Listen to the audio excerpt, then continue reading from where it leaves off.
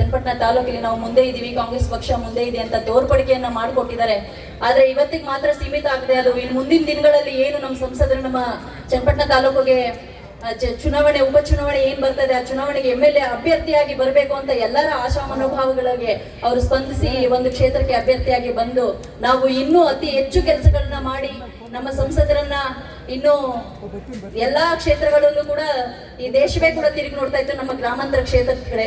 ಯಾಕೆ ಅಂತಂದ್ರೆ ಏನಾಗ್ಬೋದು ಅಂತ ಹೇಳ್ಬಿಟ್ಟು ಹೃದಯವಂತರನ್ನ ಗೆಲ್ಸ್ಕೊಂಡ್ಬಿಡೋಣ ಅಂತ ಹೇಳಿ ಭಾವನೆಗಳಿಗೆ ಬೆಲೆ ಕೊಟ್ಟು ನಮ್ಮ ಜನ ತಪ್ಪು ಮಾಡ್ಕೊಂಡಿದೀವಿ ಅಂತ ಇವತ್ತೆಲ್ಲ ನಾಳೆ ಒಂದೆಲ್ಲ ಒಂದ್ ದಿವಸ ಗೊತ್ತಾಗುತ್ತೆ.